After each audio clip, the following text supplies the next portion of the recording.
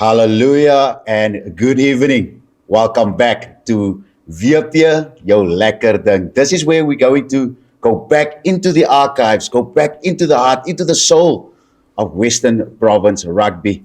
And we're going to have a look and talk about all things happening in and around the province, and obviously dig deeper into the heart and into the soul of Western Province rugby. And what better podcast person I have with me this evening?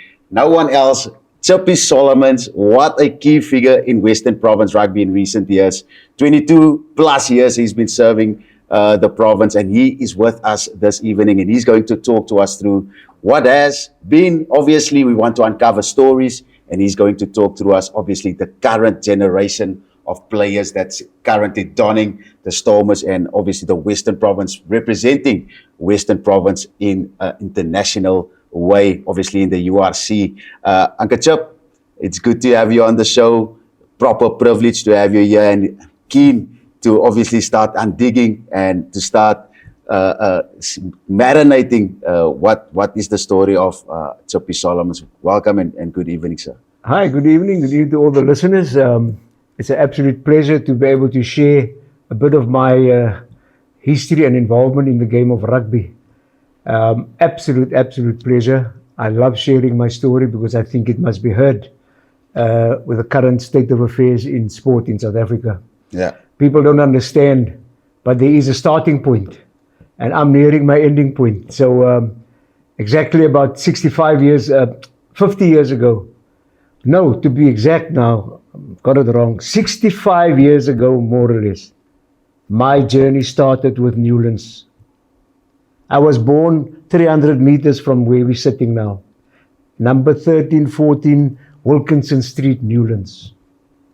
And wow, the wheel has turned. Look where I'm sitting today, telling the people where exactly I come from and who exactly I am, and how I got involved in this wonderful game of rugby. Wow. Uncle Chippy, we had a conversation before. We spoke about starting in 1995. You came here to Newlands, and obviously a different picture today than it was back then. Talk to us through those early moments when you started out at Province, having to start at the bottom, having to start from ground up and building yourself up to being where you are today as Stormers manager. Well, I didn't start at Province. My journey started about 50 years ago in Bonteheuwel, growing up in Bonteheuwel. So I was 15, 16 years old, and I was already coaching the little ones under 35 kilograms in Bonteheuwel. By the time I got to standard 9 and standard 10, I became convener of junior rugby in Bonteheuwel, and I had approximately 120 kids from the community playing for the then Thistle Rugby Football Club. Thistle Rugby Football Club was established in 1891 on the Grand Parade in Cape Town. So my rugby journey didn't start at Western Province. It's been a massive story and a massive sacrifice for all those from those years until where we are today. It just didn't happen. Like a lot of things happen today, quick and easy. People want quick fix situations. But for me personally, it was a hard slog to becoming the Stormers manager. Yeah. Talk to us through those hard times and those sloggings, having to come in early, sacrifices that you have to make, early morning, late evenings, traveling far abroad, leaving the family behind, going on long trips. It's all been worth it, you would say, Uncle Chip. I think the most important thing is to have the correct partner in life who understands the sacrifices we made in the best interest of our communities, of our clubs, of our schools. So my first school was down the road here, a school called Stephen Regan Primary. But with the Group Areas Act, all the 3 little colored schools was put together and made one school in Lansdowne, and that became Portia Primary School. And what a journey. So then I had to travel. We were then moved to Bonteheuwel in the Group Areas Act, and I had to travel from Bonteheuwel to Lansdowne for primary school. And that's where my sporting journey started. Yeah. First played some football. 1976, I went to Bonteheuwel High. What a pleasure to be going to that school. It is my pride and joy as a high school learner It wasn't a Bonteheuwel gymnasium or a Bonteheuwel prep or whatever. It was purely Bonteheuwel High School. Hard knocks in life we learned there. And that is where I started playing my rugby in 1976. In the turmoil years, we had 6 months of school and 6 months of nothing. You understand? That was at Bonteheuwel High. 14 years old, I had no idea what was happening, but we joined and we grew stronger. Within a short space of time, we understood where we're going and what we want to achieve in life. Uncle Chip, it's amazing to hear that, you can come from that background and eventually you can make it happen here in Western Province Rugby. Just take us through those years. You see all the memories here, and you walk in Newlands, you still feel that, that sense of history, that sense of pride. And you've been part of that. You've been part of some incredible squads of Western Province Rugby, winning the Currie Cup years in a row, some phenomenal players that graced these grounds. Take us through some of those special memories that you can remember here at Newlands. Yeah, just before we get to those memories are still here, but the other memories I'll never forget. So starting my rugby journey in Bonteheuwel, with Bonteheuwel High, with Thistle Rugby Club, I went to study to become a teacher. I became convener of Western Province Schools Rugby under the South African Rugby Union. In the under the apartheid regime, we still had our own sport organizations, very successful, and many prominent sports girls and boys came through those systems. And today, the likes of Nazim Smith, Shukuri Conrad, all those boys, we went to Porsche Primary. And I then finished at Bonteheuwel High because I chose to go to Bonteheuwel High. I wanted to be part of my community. And there I started playing my rugby for the Thistle Rugby Club. But very quickly became an administrator and a coach. I did my level 3 in 1997 with SA Rugby. So the journey here started after I've been coach of the Western Province Schools, coach of the South African schools under the South African Rugby Union, auspices of the South African Council of Sport. Those years. But that aside now, in 1995, I was nominated as a selector for Western Province under 21. But I was teaching at that time because I started teaching in 1986. So after 10 years in schools rugby, I then was afforded the opportunity to become a selector. 95, 96, 97 players who came through those years, just off the top of my head, Connie Krieger, David Barry, Bobby Skinstead, allemaal die manne het deurgekom daai tyd. Bola Conradi, Breiten Paulse, Stellenbosch klonk, wat is sy naam? Hy was nou die dag by my club, he played for my club. Desmond Houston, but then my club Thistles, I was president of that club for 18 years in Bonteheuwel, and then I moved on because I bought a place in Kuilsriver and I went to knock on the door at Kuilsriver Rugby Club. I started coaching the juniors in the late 90s, 98, 99, and then I became their first team coach in that same year, from juniors to first team coach in the same year. And I made a success of that. I coached there for 6 years. I think we lost 2, maybe 3 games in 6 years. I took the club from mediocrity right up into Super League A, where they still are today. And today I was the coach for 6 years. I became the president of that club for 7 years. And when I was appointed here in 2005, I had to step down as president of the club. But I still am today happily the life president of Kuilsriver Rugby Club in Kuilsriver until this very moment. So in 1995, journey. Yeah, in 1995, a selector. Later, 98, 99, assistant coach for the Western Province under 20 team, under 21 team. And then 2000, 2001, started becoming the manager with Francois Bontes, who you'll speak into later. And that is where it all started. 2001, 2003, manager Vodacom Cup. 2004, Vodacom Cup. And eventually this post was advertised in 2004 for a full-time position. But remember, by then I was already teaching 20 years in Mitchell's Plain at Westridge High School, where I was a ardent athletics lover and coached athletics for 15 years. And that school was always in the A section. I'm talking about the good old A section at Athlone Stadium, Westridge High, Mondale High, Steenberg High, Belgravia High, Alexander Sinton, you name it. Yeah. It was unbelievable sporting moments in my life. I'll never forget that. Being the top school at the Champs of Champs in 1997 with Westridge High. I mean, Bronwyn Bok was one of my athletes. Ethel, who is now a politician, a poet, a massive scholar all over the world. He's got his MBA from the USA, Harvard University. He's got, I don't know what other degrees from Oxford University. All kids that I taught and coached as an educator. Wow. But dit daar gelaat. That is a proper background, and it just shows that you can come from these places and you can make it. Uncle Chop, before that question, I was speaking to you about the fond memories that you have here. Obviously, we are shooting live here from Newlands.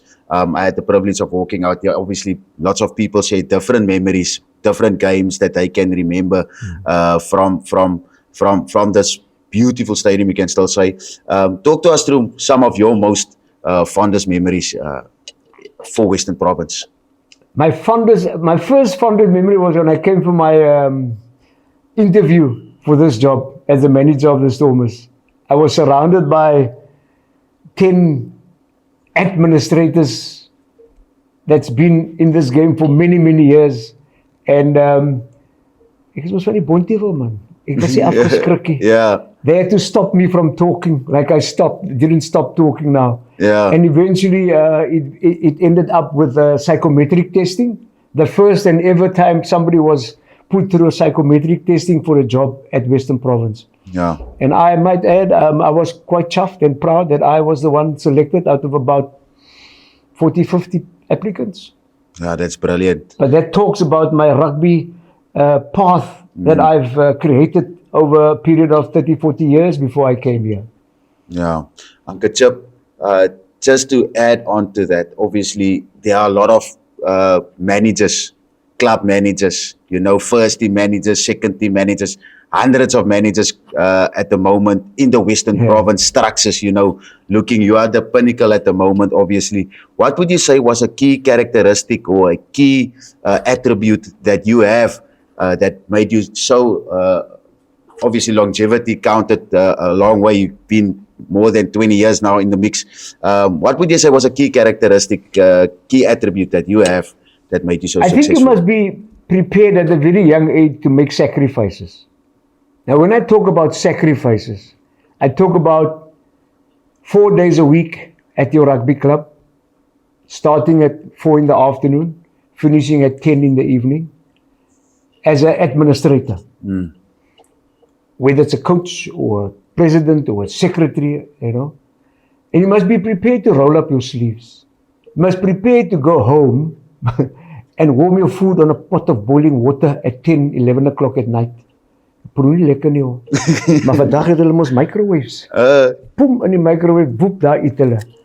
But the sacrifices are driving your car broken with 10, 12 children in your car. Going to Western Province Schools trials with 10 children from Bonteheuwel, going to Ottery or City Park. Your car stukken gery. And there was no contributions financially. It was all out of your pocket as a teacher, as a normal, hard-working person. Those are the sacrifices you make. You miss important dates of your children's development.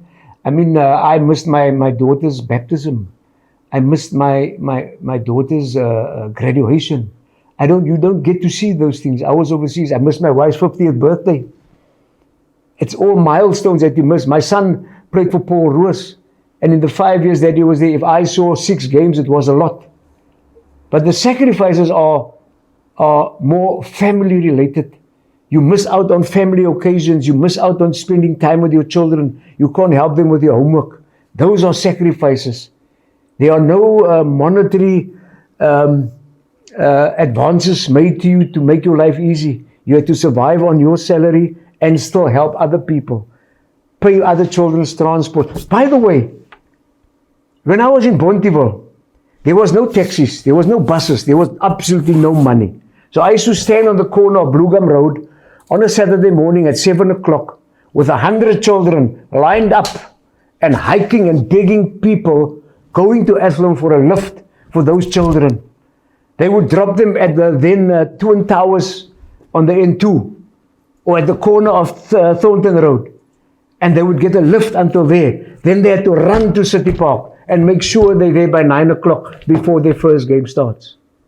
That is how we made sacrifices and helped and grow the game in our communities.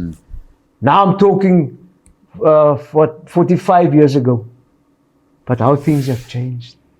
Talk to us through that change. Things have changed. There's money, there's sponsorships, although there are still clubs who don't have sponsors. It's very difficult for clubs in our communities to get sponsorships, because what do the sponsors want? They want mileage. There's no mileage. But they're not prepared to contribute to that same community that they came from sometimes.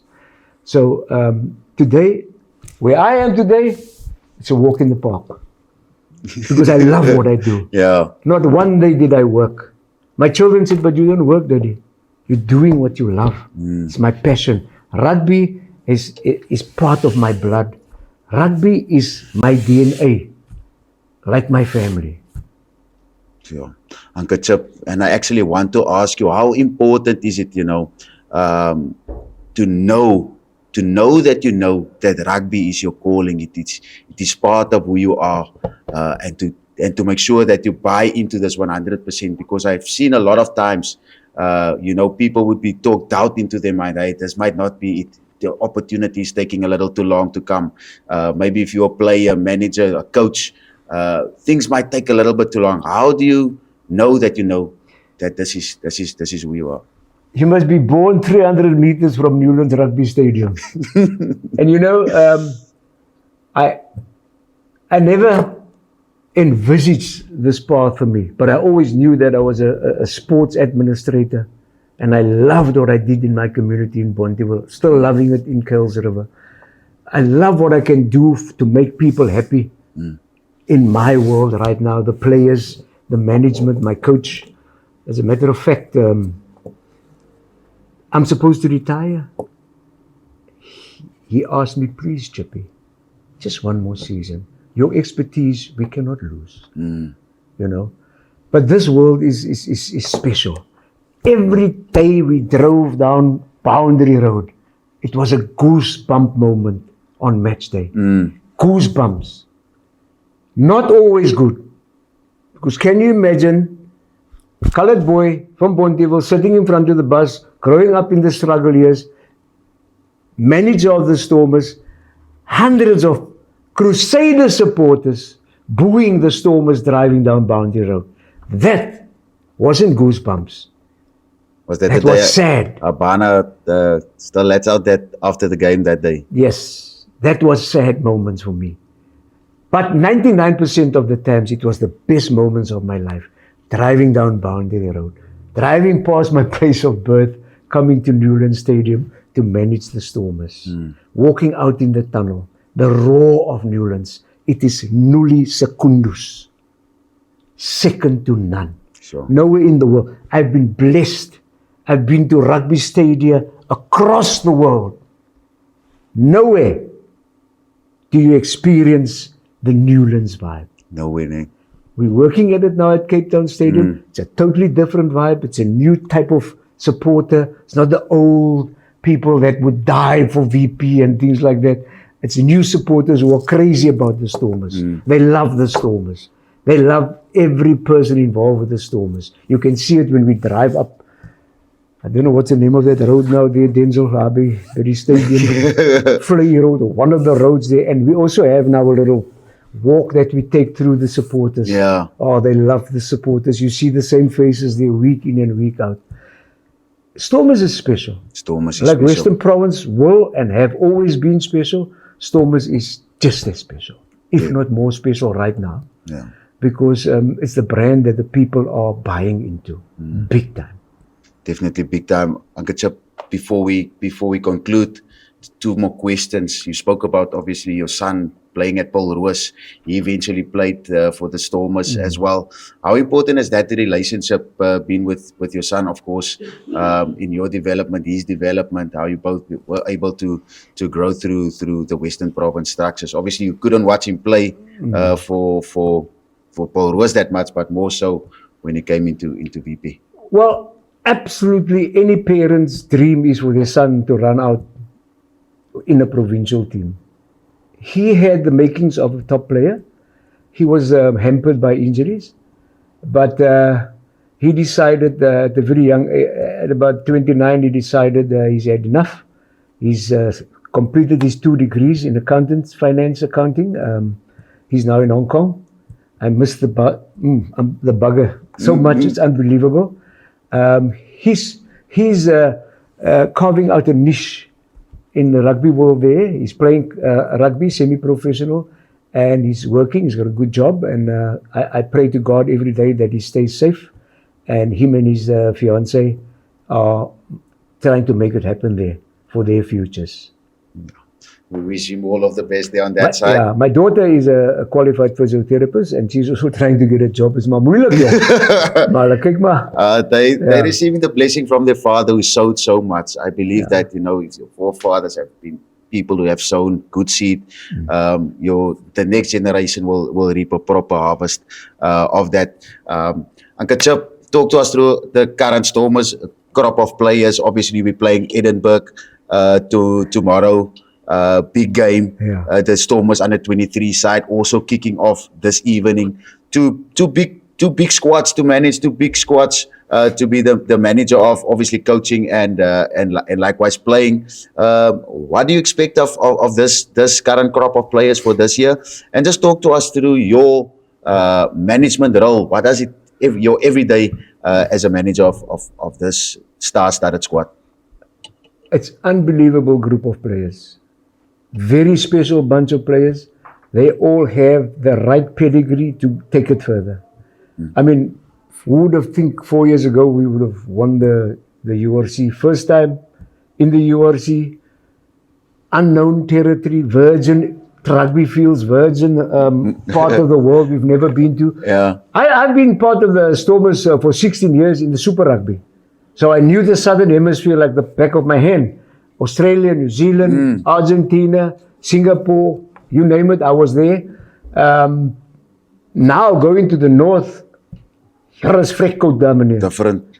It's very different. Do you think it's improved our rugby going in those type of conditions? I think we improve their rugby. We improving their rugby as well. We improving their rugby. They can be a bit more competitive now. But we're winning 2 World Cups in a row. We're winning 2 World Cups. There's something happening in our rugby. Yeah.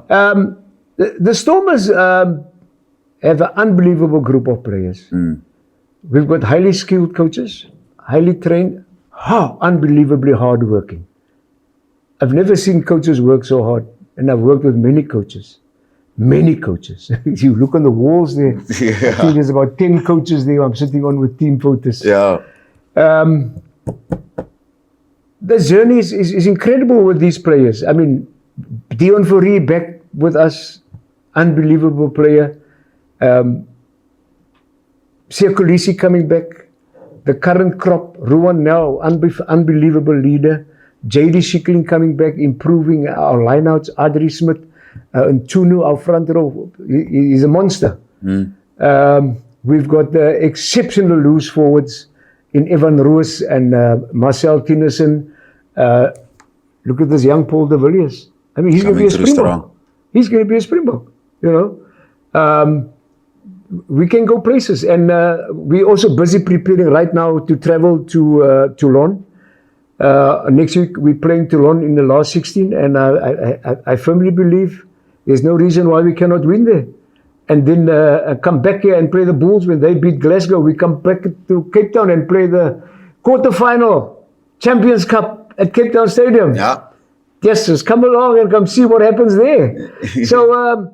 No, I honestly believe, and you know what, in the last year or two, things weren't so well, but what I've suspected now is that this group of players that's been with us since 2004,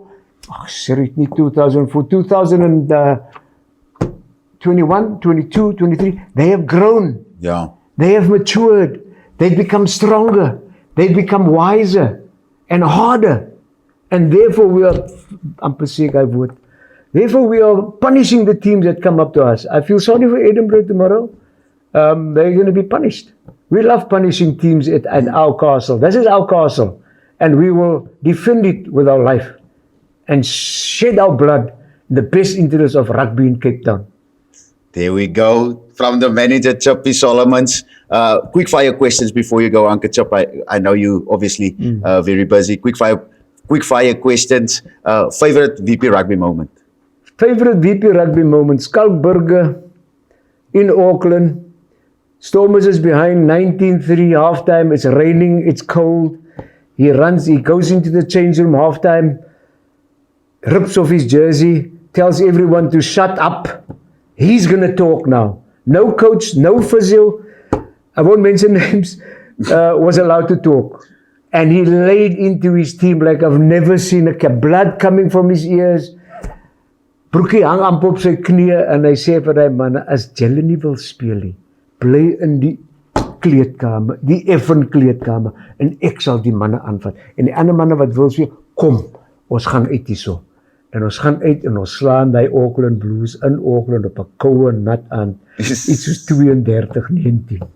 That was a historical moment for me. But all the winnings of the Currie Cups, playing in finals, Vuvuzela Day, which was a horrible day when we lost the Super Rugby final in 2010 in Soweto. I call it because I hated that sound for a rugby environment. First time ever. I think it was because of the Vuvuzelas we lost. The Vuvuzela That was Day. a memorable moment, but absolutely. I remember that game. Absolutely special, sitting in this room. Historical. We used to have big functions here. We used to mingle here with all the visiting teams. President used to say his speech. We used to go home here midnight, 1 o'clock in the morning. Lekker gekuier, spelers, bestuur, alles. Maar aan ons number ones, moet ek baie belangrik. Baie belangrik. But yeah, things have changed. But I firmly believe that this Stormers team and Western Province obviously will grow from strength to strength. Hallelujah. That was Chippy Solomons. Uncle Chip, last word to the faithful from your side. Last word to the faithful. Stay faithful. You're in the best company when it comes to rugby. Stormers for life. Stormers for life. That was Chippy Solomons. Thank you so much, Uncle Chip, for coming out. We're going to go for a short commercial break, and then we will be back with Francois Bontes. And of course, we've got Danny Jones also in this episode. See you after this. Welcome back to the second part of episode number 3. We are live from Newlands, and we just spoke to a legend of the game, Chippy Solomons. But we've got a different legend now on round number 2. It's a man who's come from the lowest and he reached the highest. He was Craven Week, he went to Currie Cup, and now he's an EXCO member of Western Province Rugby Union. We've got Francois Bontes in the house. Francois, how are you doing this day? I'm very well. It's nice to be here. Thank you very much. Yeah, Uncle Francois, obviously, VP, your lekker ding. Absolutely. And we want to uncover some things. And obviously, you've got a whole well of wisdom that you can share with us. So we're going to just start and we're just going to have a lekker conversation. Obviously, there are people at home who want to find out more about Western Province, the history of the game. As we take from the history and build into the future, talk to us through your journey in the Western Province. You know, like we said, you came from Craven Week and now you're an EXCO member, the whole journey. Die hele pakket, kan 'n mens maar sê. It was quite a journey, an enjoyable journey. And if you reflect back and you say, I want it all over again, it was great. Playing Craven Week, obviously an honor to be represented because you've got such great schools in Cape Town. And then going on to play Province 7s, Province Under 20 and Currie Cup and all that. And then being successful with the teams, and then moving on into coaching, coach Province 7s, coach Province 21, coach Province Currie Cup side, coach my club side. So rugby is in my blood and Western Province is in my blood. I've played from school till now, and now to be EXCO member is rightly, as you say, I've actually done the full circle in Western Province rugby. Yeah, amazing stuff. And people don't understand that you need somebody like Uncle Franz, or who's behind the scenes building where nobody's seeing the building actually being done behind the scenes. Talk to us through your role, obviously in Exco for Western Province Rugby Union. What does that entail? Well, if you just go back a couple of years now, we've come in now with a bit of turmoil, where there was turmoil, no executive, and in that time you got an equity partner as well. So they came on board with actually no other partner here. So we must try and build and work on that relationship. We on the engagement side, and we're getting to know one another, and I think it's going very well. And going forward, it's only going to get better with this partnership going from strength to strength. Yeah, and obviously on our side, we're looking for some how can I say, partners, obviously, to line up with us as well on VP Jou Lekker Ding, Club Rugby streaming. Where do you see us improving and getting better as a structure, and what can we do to improve, obviously, to improve the amateur game, improve the women's game, improve development of coaches, and obviously the identifying younger talent, which we're doing a fantastic job at the moment. If you look at that under 23 squad that's going to be playing this evening, what do you say? What can we still? Just to come back to your other question, I didn't answer fully just now. Is that my role on the executive committee? I'm chairman of the rugby committee. Now, Western Province Rugby is rugby. So we're trying to look and see where we can improve systems. We want to improve club rugby because we want to get sponsors into club rugby. Yes. But then there must be a good brand out there. We don't want club rugby playing out on social media on Saturdays with all kinds of funny stuff, referees being abused and stuff. So we're putting systems in place. And with our president, we come down very harsh at anybody that brings rugby in disrepute. And we don't want rugby to be played out in social media. We play it out on Saturdays, and it must be enjoyable for everybody. We want to make it a Saturday which the community and families come and enjoy the day. It mustn't be spoiled by a couple of people or a couple of players. And as I said before, we're looking at all that to get rugby on a good vibe, to make Western Province Rugby great. Again, I can say, run smoothly. And coming back, we also got a very good schools, but you can't rest on your laurels. So the school systems must be looked after and assisted wherever we can. And of course, there's a lot of emphasis on women's rugby. And our Vice President, Sharmila, she's running that, and she's doing a very good job, because World Rugby wants women's rugby to grow. SARU wants women's rugby to grow. So we as a union put pressure on our clubs to make the women's rugby go from strength to strength. But it's not easy, so because you have to have a recruitment drive. And same with the referees. We obviously know there's a big problem with referees just regarding numbers. So hence there has to be more communication between the referees and us and the clubs, because if the referees aren't enjoying it at club level, we're not going to grow the referees base. So we must get that marriage together. We're working closely with the referees society, a bunch of nice guys, but we also have to help them in recruiting new referees. And of course, they got expenses as well. So there's another added thing you have to look at, where we can try and get sponsorship for them, sponsorship for club rugby going forward, because as you all know, I think Chippy earlier alluded to that as well, there's a lot of financial pressure on clubs. 80% of the clubs are community based. On Saturdays when they play away, they travel in buses with their players, with their support. It's expense. It's expense. Some of the people, clubs, have to pay for the facilities on Saturdays. We're working on that because we've got a facilities commission, but at the moment, as it stands, some clubs have to pay to play on Saturdays. So and then there's jerseys, there's equipment, balls, shields, all cost money. So Manip Levy, our deputy president, he's the chairman of the commercial side of it, which going out there looking for sponsorship for club rugby. Yeah. So that's where we are. So we're busy behind the scenes, but we're working for rugby, and that's why we put our hands up as EXCO members. We're willing to serve, and we do our best of our ability. Yeah, serving the game is what we love to do, and Uncle Francois is one of those men working really hard, tirelessly behind the scenes. Uncle Francois, obviously, there's a lot of different aspects to the development of the game in Western Province. We spoke about it now, the referees, big,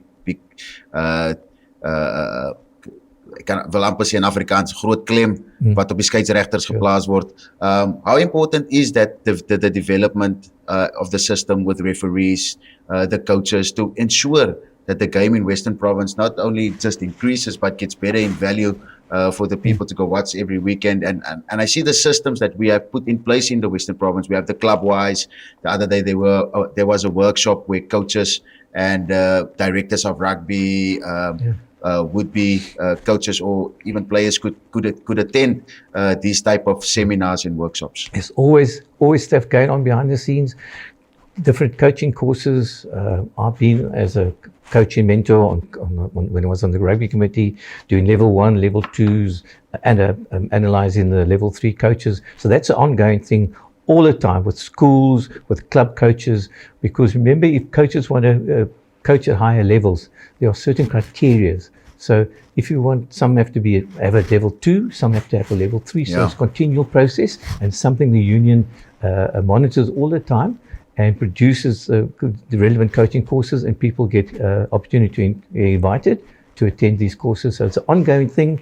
Referees, the same thing. ASARA has also got a very good referee societies, and they work in conjunction with the unions, and they're aware of identifying, analysing the referees all the time. As you can see in the national systems, the referees are coming through, and young referees coming through all the time. That's why it's important for us at club rugby to make it nice for the referees, enjoyable for the referees to want to come and play club rugby on a Saturday. And that's what's emphasis from our union side, from the executive side, on the clubs to make it a nice vibe and a nice environment at every club on a Saturday for everybody.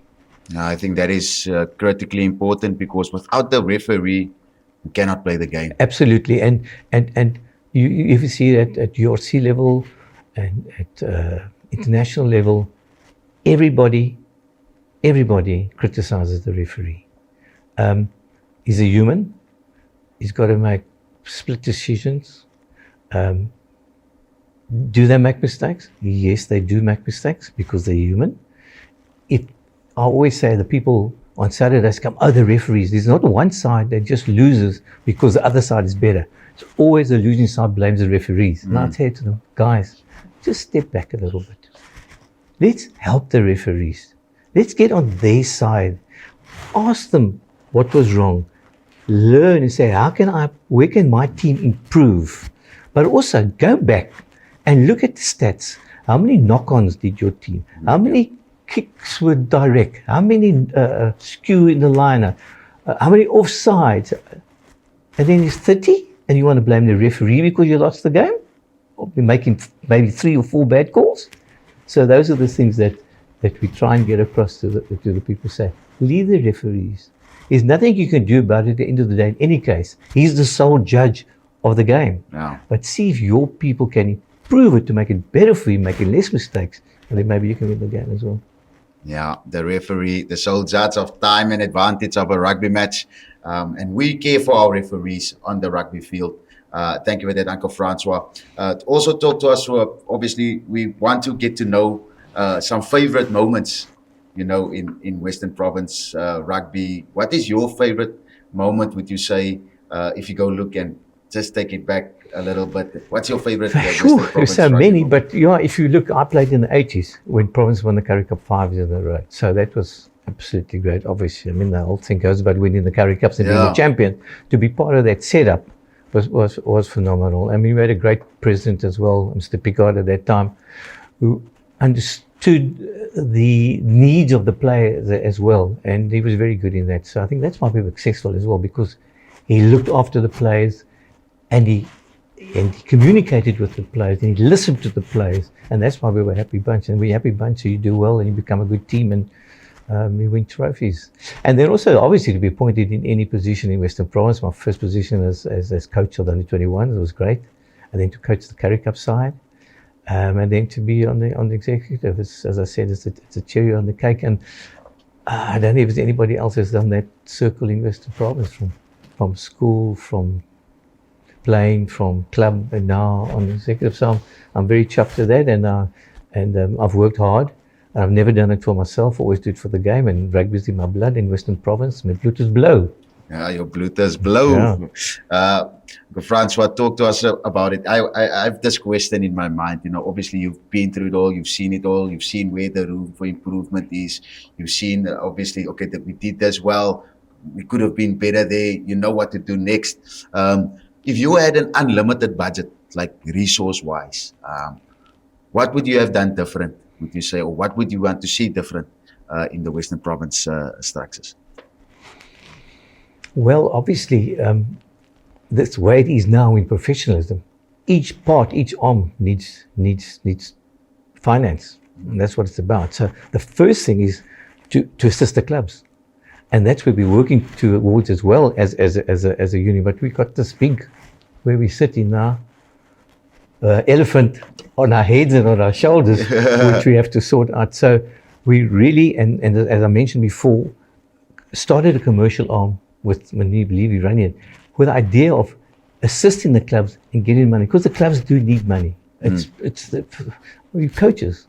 You apply for a coach and they all want money to be coached, because it takes your effort, it takes your time, and as you heard earlier about Chippy, family time and stuff like that. So big money invested into the clubs, for them to have a proper facility, to be able to pay for transport, better equipment, proper equipment. You know, it's very tough out there. You know, the economy is not good. It's not the way it should be. A lot of people without jobs. So clubs are even supplying, helping guys with boots, helping guys with food. So yes, our first emphasis, a big drive is where we can generate money. And if you ask if I had a budget, the first piece would be to the clubs. And obviously the referees as well, because we have to uplift the referees as well. They have also got transport on Saturdays. They also got petrol that they have to pay, and commitments like that. So that will be the first thing. And of course, we have to improve women's rugby. So if you ask me, those will be three biggest things that we as a union are looking at this point in time. No, awesome stuff. That's a lekker plan there to obviously look after the clubs and make sure, you know, maybe sort out some feeding schemes. You know, nutrition is a very important thing, especially when it comes to... interrupt you, there are clubs that actually do that. I know my club at Towns have to do that, where we actually organise with Uber Eats to deliver or whatever the case is. So yeah, clubs are doing that across Western Province. There's a lot of burden on clubs. Remember, we're doing it for the community. We want to uplift the community. So we always say when a guy comes to our club, we want this guy coming to a club and when he walks out there a better person. Yes. And that's what we try and do. It's not just about rugby, it's about making the guy a better person, teaching him discipline, respect, teamwork. So it's more clubs just coming and play rugby. Those are the things that we do. Those are the things that people don't realize that clubs do. And we're very proud of doing that. It's fundamental, you know, when a young man walks into a rugby club, that you want that person to enter a safe environment, a learning environment, a place where he can grow and get better, and eventually become an asset to the society. Absolutely, and that's what the committees must realize. It's not, if you serve on a committee, you're not going to get anything out, but you can have to put a lot in. Even it's going to cost you money sometimes, but that's what you do. That's what you want to do if you really love rugby, if you really want to be part of the community and you want to uplift people. Very, very important. Uncle Francois, before we conclude our conversation, it's been very educational. Blessed to have received some of the wisdom from your side. Last words from your side to the faithful Western Province rugby supporter. Yes, I just want to tell them for over the past years, even when I was playing, we used to have great supporters here in Western Province. Always full crowds at Western Province. People queuing on the Friday night ready to come and play. And those people are still there and they still support now that the Stormers are. I just want to tell them that Western Province will always be there. We must understand that we've moved on to a professional era, hence the Stormers now. But Western Province will always be there. And we are proud of this, Diza. And remember, our schools and our ladies and our referees are still going to be Western Province rugby.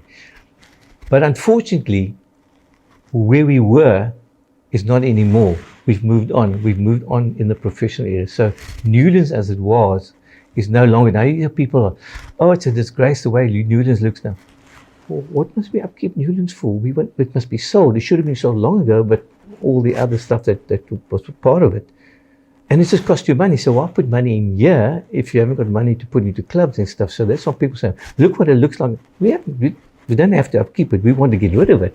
And hopefully we will in the future. But Western Province is a great brand. It's known worldwide. Viapia, the people out there are still going to be called Province and shout for Western Province and Stormers. But that is the marriage that's going to take time for us as supporters.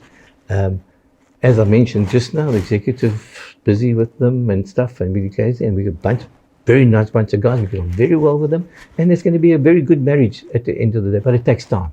It takes time, and supporters must also will take time for them to understand this whole thing of moving away from Newlands. We have moved away, and now Western Province. Not all the things are Western Province, but you have to move with the times. It's become commercial. I mean, you're talking about Sorrow looking at nearly a 4 million rand budget. I mean, that's huge money for rugby. So you have to move. It's all about the money at the end of the day, and encourage the supporters to embrace Western Province, embrace the Stormers. Let's put the two together. Let's marry the two, and we walk and support this brand for many years to come. There we go. Daar's 'n Afrikaanse gesegde wat gaan alles kos geld. Alles kost geld. Ja. Jy weet self. Thank you so much, Uncle Francois, for your time. We wish you all of the best with your future endeavors, especially in the Western Province, with your work that you are doing behind the scenes. We know you will be successful. Thank you so much, and thank you for your time this evening. That was Francois Bontuis, former player, coach, and now EXCO member here at the Western Province Rugby Union. We'll be right back after this short break. We've got Daniel Jones, General Manager of Amateur Rugby of Western Province, right here on the show.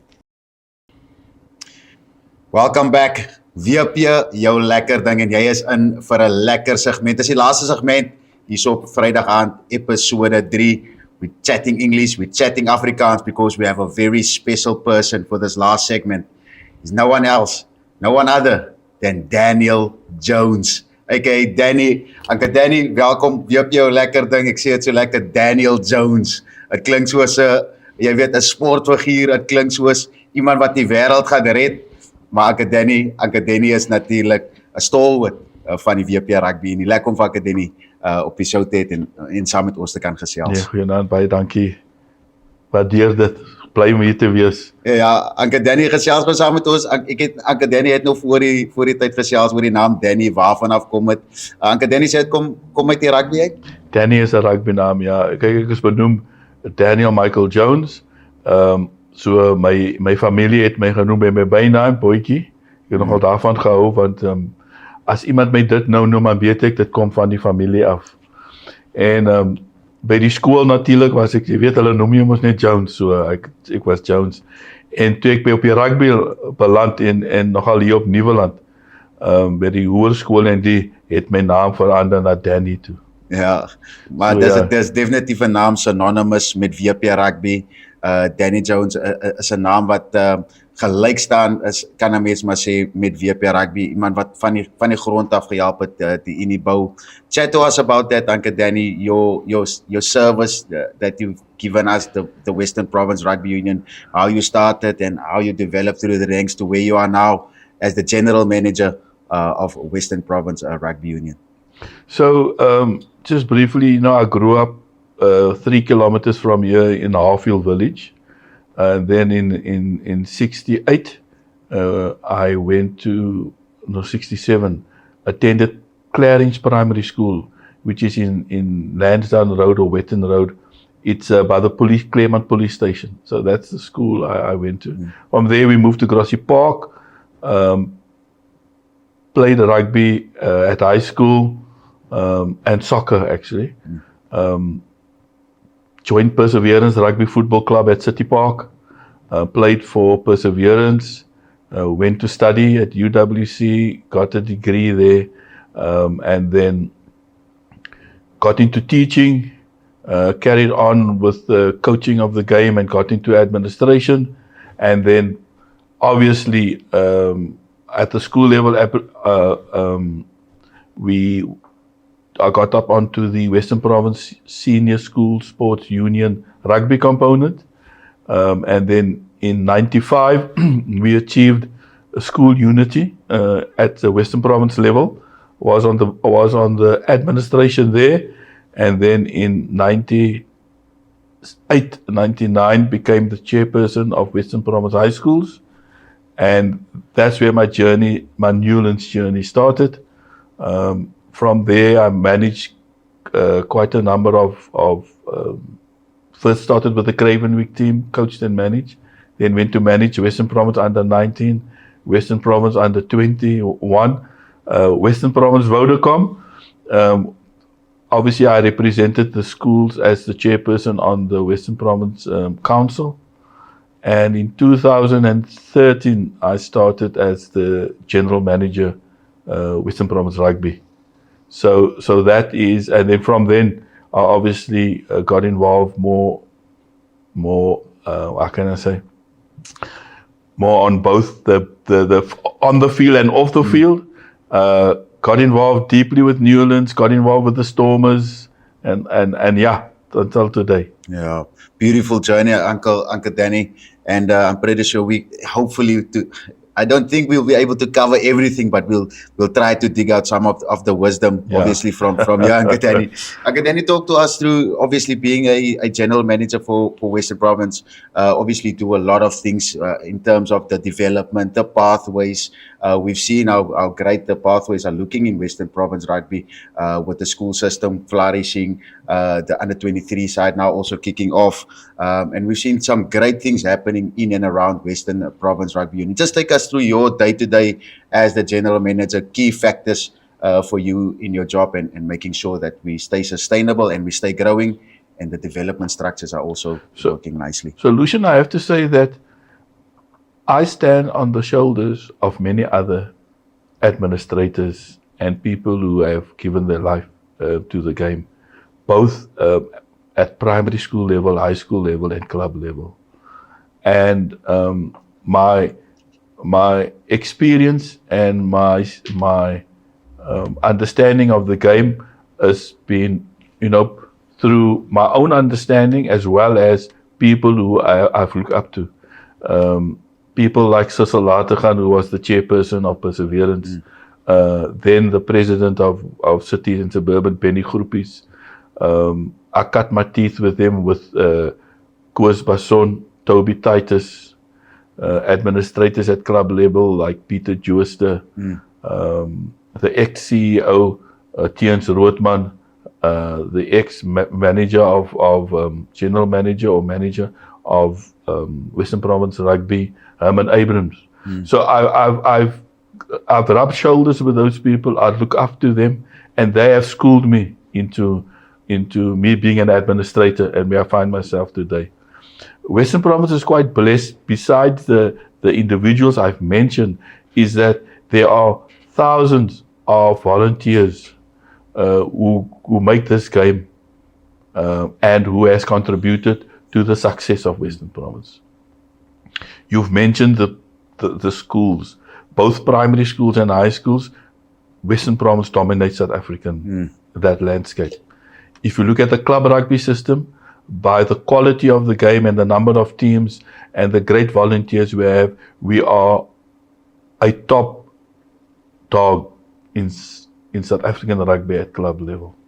So that starts the bedrock of the organization. And then obviously the staff of Western Province is second to none. Yeah. We multitask. Whilst you join the organization in a certain portfolio, but you accept multi portfolios and multi opportunities and multi work flows that you need to do. We small, but we mean and we lean. And what we do well, we event well. Any game on a Saturday, both schools, clubs, provincial, women's, and that we event, we activate, we make it happen. And what people see on television or what they see on a Saturday, that has all to do with the tentacles of Western Province and its staff and its relationship with its clubs to make rugby Yeah. on a Saturday. Yeah. Yeah, and we're definitely flourishing on all platforms. But obviously, there are some challenges as well, Uncle Danny. We spoke about the financial struggles that some of the clubs may have, facilities, staff in and around the clubs, amateur rugby. If you had, Uncle Danny, a budget, or you would have, say, unlimited resource at your disposal, what would you want to attack and want to implement in Western Province rugby, especially when it comes to the club and the development side of that? Look, Lucian, once again, I must say our clubs and schools have done well. They have not been party to the dependency syndrome. With the lack of resources that they've done wonders to keep the game alive, to keep their clubs alive, and to keep their communities active and involved. So if I should have a magic wand with funding, obviously would be a distribution to clubs to assist them with regard to the maintenance, the day-to-day maintenance of the club, and assist them with improving facilities, even though the facilities are a municipal competency. We also need to assist the municipality in keeping the facility up and running, keeping it on point, because you can't, if you look at, everybody struggles with budgets these days and finances. So we also need to contribute to the upkeep of the facility. So certainly we would certainly look at giving clubs and schools a distribution to grow the game of rugby football. Yeah. That would be paramount for us. And then obviously value in kind, like providing them with balls, tackle bags, transport allowance. Those things are important. We wouldn't want to contribute to the paying of players, because as an amateur union, and amateur in the pure sense, we don't play for money. That's what amateur stands for. Even though on a negative side, people have deemed to see amateurs as black and as people that can't manage professionalism or professional rugby. Yet the mere fact the club exists and the club plays says they play under the philosophy of amateur, because they play for the love of it, but they manage their clubs to the best of their abilities, and there we have to compliment them, because they certainly do it in a professional manner, or in a manner which they deem to be close to professional. Yeah. And that's what we need to acknowledge, that our clubs are well managed. There are great volunteers. There are challenges, and there's no doubt about it, because if you look at South Africa, we're still unequal with regard to income distributions. And that plays itself out in our communities. And so you can see that that obviously is replicated in our club rugby system, in that what we deem to be your bigger clubs, what do we call bigger clubs? Clubs that obviously has more teams, that seems to be more financially affluent. But that again speaks to their access to resources. And then you have clubs in far poorer communities who contribute greatly to social cohesion and the upliftment of the community and reducing crime. And they are the ones who struggle the most to keep the club going. But they keep the communities going by giving players and kids in the community aspirations to play rugby and get them, as Sasa used to say, a child in sport is a child out of court. So that's an invaluable investment that those clubs in the communities make. And we would like to assist them even more, because we know the social investment there brings more dollars in than the social investment maybe at a club as more affluent, because the players there, obviously from a economic and social point of view, gains more than necessary the player who has the affluence and who doesn't necessarily need money. Yeah. Thank you for that, Uncle Danny. I was just sitting here and thinking, you've seen it all, Uncle Danny. You've probably seen from the lowest of lows with Western Province, and you've seen some of the highest of highs, and obviously you've gained a lot of and a ton of experience. Would you maybe just talk to us about maybe giving preference to the future, maybe guys that are gonna come in work with Province? What would say? Maybe would you have done maybe different? Maybe would have done better? What have you done good, that has yielded So, good fruit? so Lucian, my take on that is I don't speak about the individual, I speak about the collective, Yes. the organization. So, and when I answer that question, I'm going to say, Lucian, Western Province Club Rugby, does it add value? Lucian, Western Province Schools Rugby, does it add value? Lucian, Western Province professional component, whether it's or provincial component, does it add value? And the answer is yes, because from the Stormers side, people go to and watch the Stormers play. Western Province used to activate all those things. With regard to schools and clubs, you drive through Cape Town, or you drive from Simonstown to Paul on a Saturday, and sometimes during the week, rugby's been played. And that speaks to what Western Province does through its relationships with the schools and clubs, and also with regard to Western Province as a events entity. So I wouldn't want to answer that question. I'm saying the answer lies in what you see in your communities, in what you see on a Saturday, and what you see both from the players' point of view and the passion that they play with, and you see the enjoyment from the spectators' point of view. That for me is the yardstick that we use to say if we contribute to society and in particular to rugby. Yeah, you can go look at our school system, of course. We've got some of the top schools playing in South African rugby. Of course, the guys are playing at the NMI Noordside this weekend. Some big teams playing there, Paul Gim, Paul Boys, Stellenberg school coming through, Durbanville also looking sharp. So obviously the northern suburb schools also looking strong, Uncle Danny. Uncle Danny, brilliant place we're sitting here today, Newlands Rugby Stadium. You can still feel, the soul here, and you can feel the spirit here. Talk to us through maybe your favorite moment, or talk to us about one of the best moments you would say in the history for you with Western Province Rugby.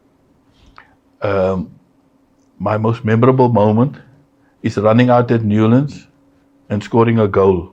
It was Western Province staff versus the sports side staff, because I never had the opportunity to play at Newlands. Yeah. As a rugby player, and so. But for me, that was just tongue in cheek. I did enjoy that moment because it did give me a moment to run out on Newlands, even though it was a soccer game and it was a social soccer game. Now I've many memories at Newlands, and to have been part of such a big organization and having seen the best of tests being played here from '95 up until the last All Blacks test here. Every test is a memory. Yeah. And watching the Western Province play here, both the having the President's Cup being played here, schools rugby being played here, age group rugby being played here. Every moment, it's a special moment and an endearing moment. And obviously, as a sport, you want to win. So the number of trophies won here and those things, it's always for me a special moment when the Springboks played at Newlands against the All Blacks. Besides having a rivalry for years, you also know from our history where we come from. I used to support the All Blacks as a junior, but when I got after Unity and when I got involved as an administrator in rugby. From '95 onwards, even though I didn't support the Springboks in '95 because it was still in its infancy stage, unity and all those things. I made my Damascus moments in '98. The Damascus moment. Yes, and then my blood is blue and white, which is Western Province, and green and gold, nothing else. Yeah. And so yes, as I said, those memories are always good. And Newlands holds a special place in many people's heart and my heart. So it was sad to see we leave Newlands behind, in the sense from a rugby point of view, and we moved on to Cape Town Stadium. But everything is about renewal. Life goes on, and it will always be special. And I can tell you this, that if you're a rugby player, whether you're a Kenyan rugby player or New Zealander or an international player, I've seen the faces of many an international when he walks out at Newlands on the captain's run, and how they acknowledge Newlands in their history and the admiration they have of Newlands and what they've heard of Newlands by other players who've played here before them. That for me stands out as most memorable. Seeing the aura that this wonderful stadium has had in the lives and in the minds of rugby players, both club to international. Yes, Uncle Danny, that is the word that I was looking for, the aura. It still carries that aura, the stadium. Uncle Danny, you speak so fondly and with passion. You can feel it about Western Province Rugby Union and the collective. Talk to us about how important has rugby been to you as a person. For those listening, obviously a lot of us, we care about rugby. We love rugby. The rugby is a passion for us, a project for us, for many. How important has the game been for you? Lucian, I owe my life to rugby.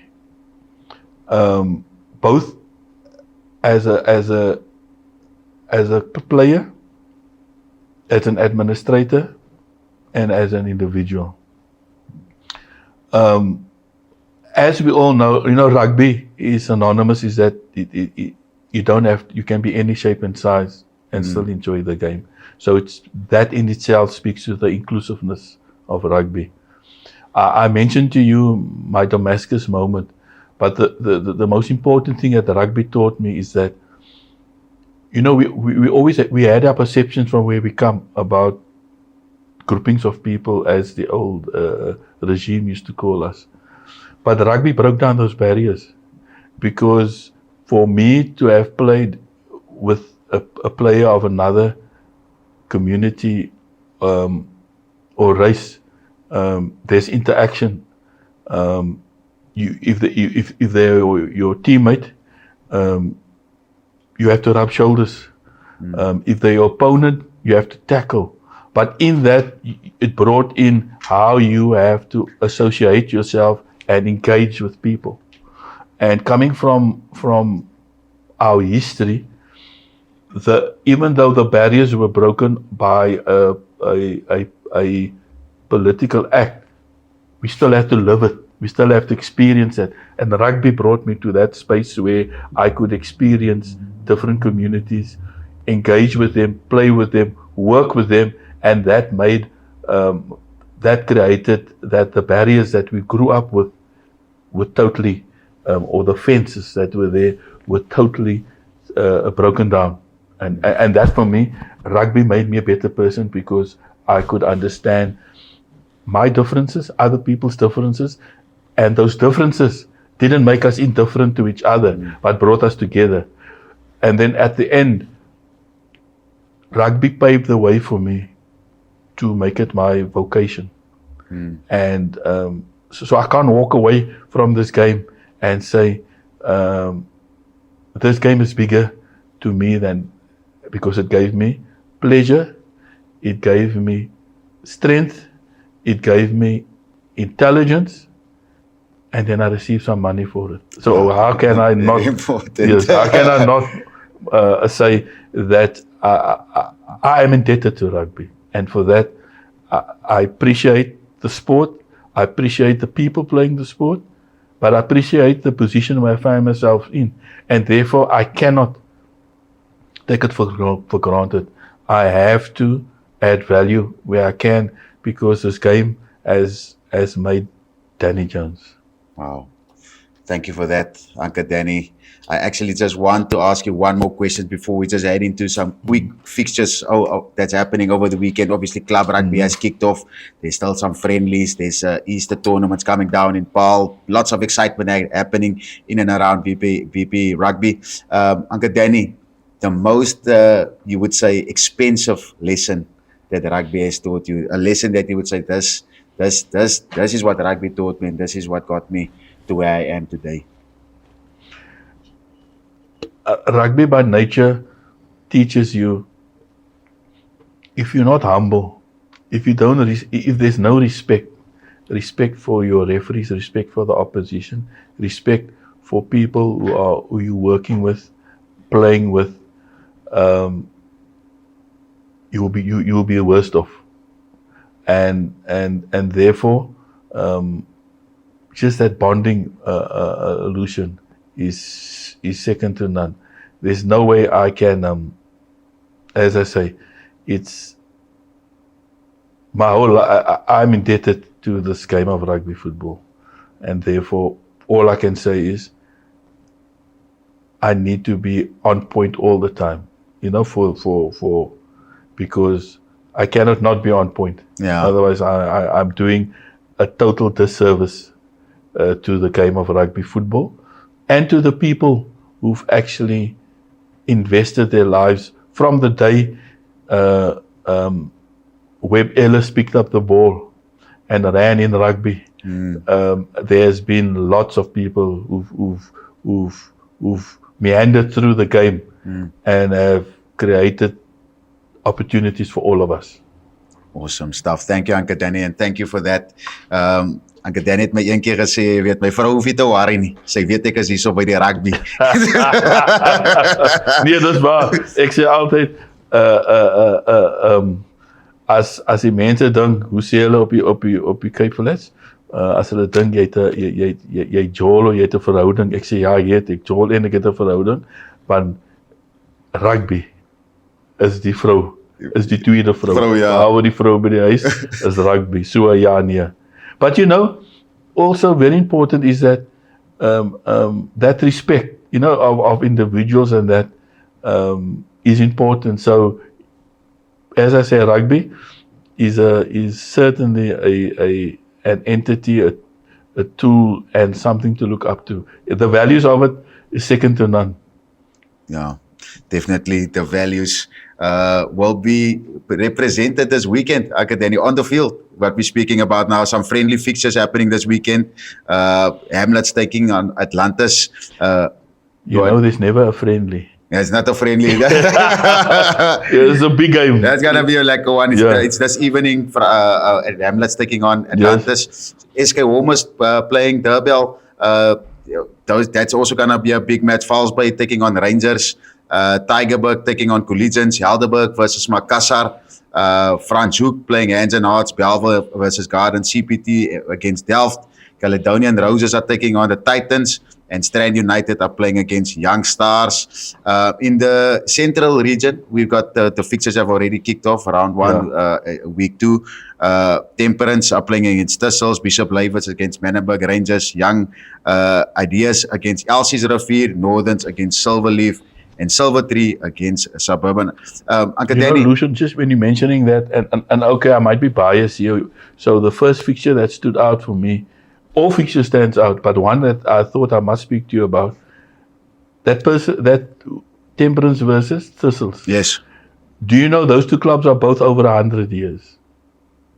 And do you know that those clubs have played the fixtures for over that 100 years? Wow. I lost the other fixtures, but obviously we know Hammies is also over 150 years in there. But what I'm trying to say is that there are rivalries there that started in the previous century. Generations back. Yes. Unbelievable. Thank you for that little note there. That's the wisdom that we're talking about here. Then it's the northern region, Uncle Danny, for Santa Kraal against Blue Stars.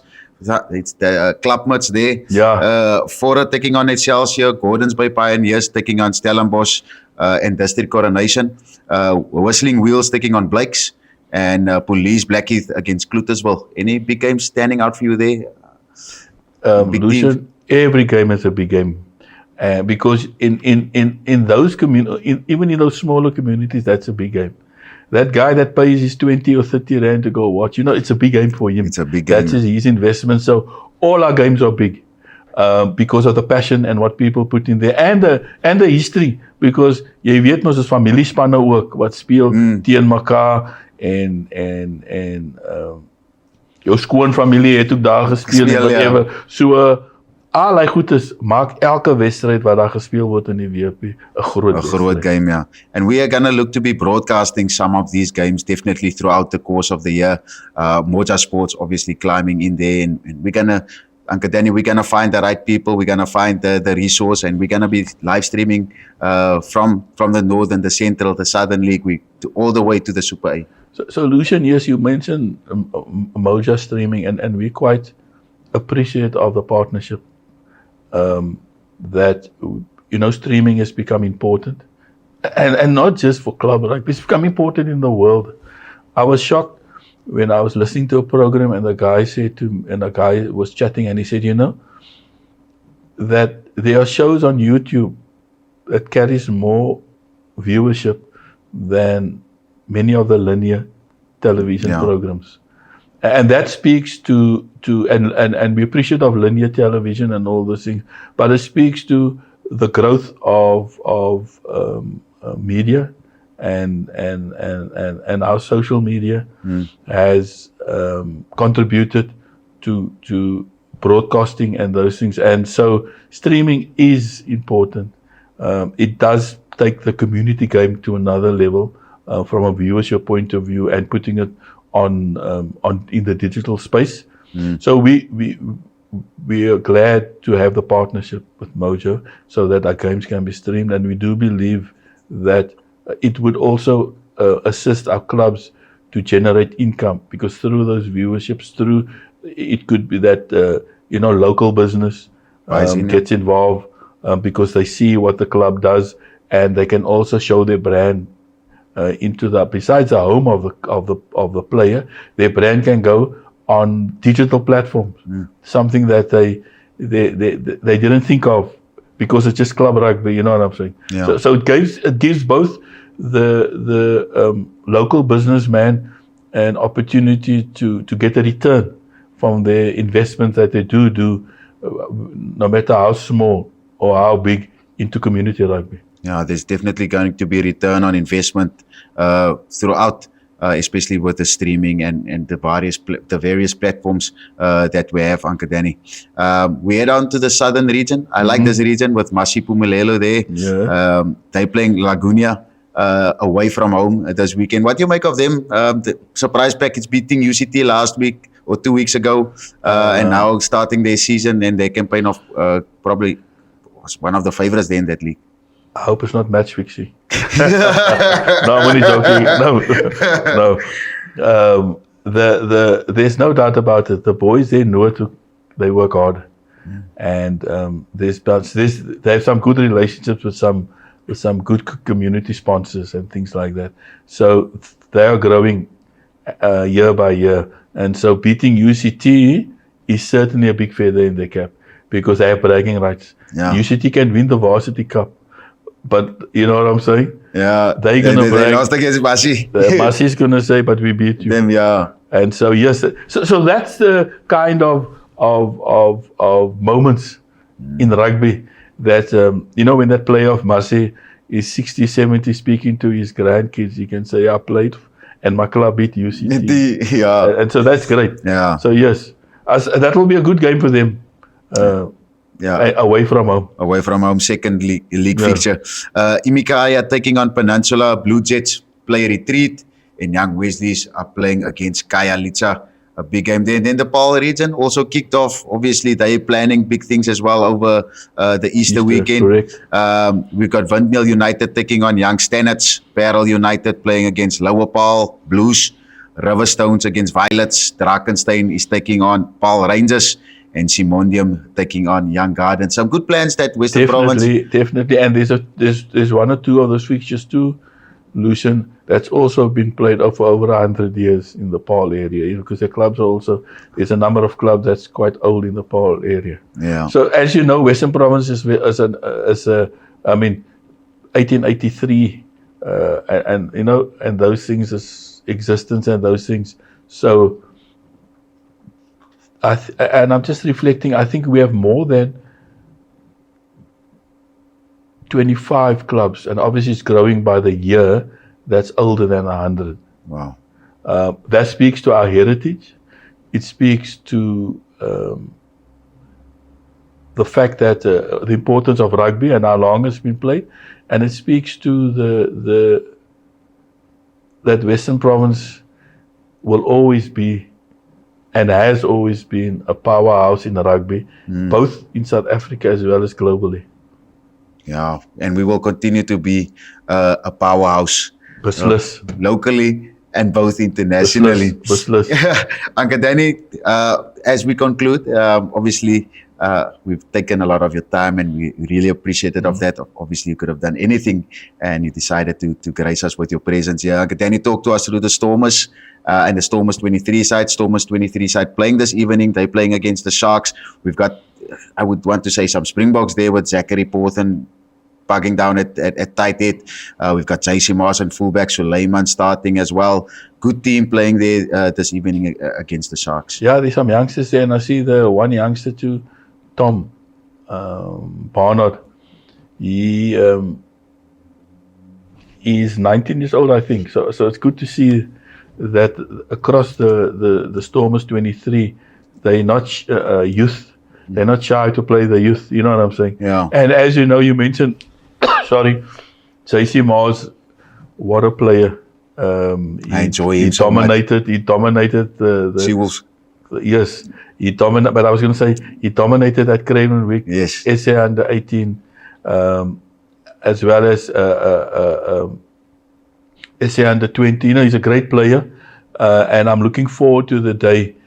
He has played for the Stormers, but I'm looking forward to the day where he becomes a fixture in the Stormers team. And as you know, we're blessed with the best talent in the world, Lucian. I say that without being arrogant, and I say it with great humility, because if you look at our schools system, if you look at the number of players in South Africa playing in the franchises who hails from our area, and then obviously you go overseas and you find them in France and in England, Wales and that. That speaks to the development component in Western Province. And obviously with the Stormers, who's our team, who's our professional team, we extremely blessed with our players coming through. And the bulk of players in the Stormers setup are Western Province Groomed players. locally, Shasha, Damon, these guys come through the system. Beslis, 100%. So I mean, yes, they know the game, they understand the game, but most important, they play the game that the people want them to play. Hardloop vinnig, Trap die manne trap af. die manne af en gaan score. Ja, speel WP rugby. Dis WP rugby. Dis WP WP rugby is nie die stamkar rugby van die noorde nie. WP rugby is gee die bal lig, gee ons 30 tot 40% possession, ons sal die meeste tries score. Ja, ons stel definitief die meeste druk. Ek het Danny dan die Stormers, hulle speel Edinburgh. 'n Goeie loopie op die huidige oomblik. Dit lyk ons is klaar. Ons plek is Ons plek is seal in die top 8. There's no doubt about it. Natuurlik volgende week gaan die Stormers ook Frankryk toe. So al wat ek sê is die Stormers is op 'n goeie voeting. Hulle fokus is reg. Ek was 'n bietjie hartseer toe ons teen die Sharks verloor het. Maar ons sal die bulle weet ons kan hulle gou match, want jy weet mos Hulle weet van ons. Hulle weet van ons. Hulle weet van ons. As jy soos hy spreek, hulle weet nie wat ons weet nie. Nee, hulle die bulle weet van ons. so ja, Lucian, die Stormers speel goeie rugby. Ons dra by baie goeie spelers vir die Springbokke. Ons is wêreldbekers kampioene. So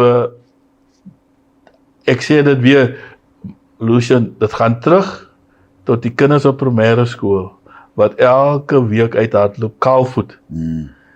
En dan sien ons daar die insette wat deur hulle ouers en afrigters as hulle vir die Stormers en die Springbokke speel. Ja, so die Stormers, hulle skop môre af teen Edinburgh. Nee, kyk, Nee, is dit môre? ja, is môre. Môre, is ja. reg. Teen Edinburgh. Kyk, die was dit die 5 Blues, uur, 5 uur. die Blues het hulle lekker gebreek. Ja. Nou ek glo dieselfde gaan gebeur natuurlik. Ja, ek glo ook dieselfde gaan. Ek dink hy afskop is 6 uur môre. 7 uur. 7 uur. Dit is korrek. DHL Stadium, Cape Town. This is the place to be tomorrow after your club rugby games. Go head on down to Definitely, DHL because Cape Town. you'll see a number of Scottish, international and Springboks running out. It's going to be a proper scrum battle there. 100% proper scrum battle. But as you know, Cape Town Stadium has become quite a fortress for become us. one. So yes, I will never be arrogant and say nee, ons gaat hulle doodmaak. We respect your opposition, respect the rugby, Yes. and you should get the rub of the ball. Yes. There we go. Thank you for that one, Uncle Danny. Respect rugby, number one, very important. Yeah. Uncle Danny, our women's team, to conclude our show this evening, our women's team, also very important for Western Province Rugby that our women's team does well. Obviously, unfortunate loss last weekend against Boland in Wellington, but still have an opportunity this weekend to qualify for that semi-final spot. They're taking on EP away from home. That match is kicking off tomorrow at 1. Obviously, Boland, they're playing against the Sharks away. So still an opportunity for our ladies to promote to the... No, definitely. Look, it was a bit sad to have lost to Poland, but the rugby is a sport that teaches you that you have to take the good with the bad. And you're right, we picked ourselves up. We got a game against EP, which also a great rugby heritage. I do believe we have the player base and coaching base to beat EP. So, but we have to go out there and play hard. And you never know. We might still end up in the finals. I'm hoping that we do what we must do outside of the line, and win that game. And then obviously we would like to get into the final. We have been in the final for a zillion of years, and you know, with women's rugby, although this competition is amateur in the sense of it's only the Bulls that are fully professional. Contracting there. And contracting, we have not, because of we're still understanding the whole financial base and all those things. And we also, Lucian, we don't want to create unnecessary expectations by signing 1 or 2 players and we can't sustain it due to finances and that. So we want to have, when we go to the route of fully professional and all those things, we want to give a lady a 3-year contract. You cannot not give her a 3-year contract, because what are you then offering her? And we don't believe in slave trading. So we handle them as in a professional manner. We give them the best of coaching, the gymming and all those things. We don't cut corners there. And we do give them a stipend and those things. But as I said to you, Lucian, we cannot not look after them if we don't have the money and give them a false hope, and then we can't deliver. So we're trying to get that component in order, because we do believe that it's important that women's rugby do cross the Rubicon and become professional in South Africa. SA Rugby is assisting with that, and as you know, the Pick and Pay Super League 2 is where SA Rugby will be, where there will be a competition amongst 4 teams, and so obviously there will be more contracts being given for the women. And I say to our girls, if you don't have a contract now with SA Rugby, play every game you play, because SA Rugby might pick you up. Yeah. And you might get a contract. Or let me put it this way, you'll get a quicker contract by SA Rugby than Western Province because of the financial component to that. But we're working hard behind the scenes to be sustainable, Lucian, so that we can offer our ladies a professional component. Yeah, brilliant. Thank you for that, Uncle Danny. We wish our ladies all of the best as they take on EP, the Elephants, down at the Otto du Plessis High School in Eastern Cape. All of the best there, ladies. En hulle moet weet, hulle weet altyd, is WP jou lekker ding. As WP jou lekker ding, say Uncle Danny, last word from you. Just a message from your side to the faithful. On behalf of Western Province, we want to thank them for their continued passionate and loving support of Western Province. Wherever we go, I know people speak of our organization and our rugby with passion and pride. And we are certainly indebted to all of them, to the faithful. Ons is dankbaar, ons waardeer julle support en ons glo dat daar's baie daar waar julle ons deurdra. Yeah. Thank you. That was Danny Jones. His real name, Daniel Jones. It was so good to have you and chatting to you, Uncle Danny. All of the best with your endeavors as general manager here at the Western Province Rugby Union. We know you're going to carry the torch forward, and just more success to you and your journey. Thank you to each and everyone who tuned in tonight and this evening. We appreciate your time. We appreciate you for being faithful. Remember to click the like, the share, and the subscribe button to enlarge our capacity and enlarge our reach out there. My name was Lucian. Keep it on until I meet you again next week, same time, same place. God bless.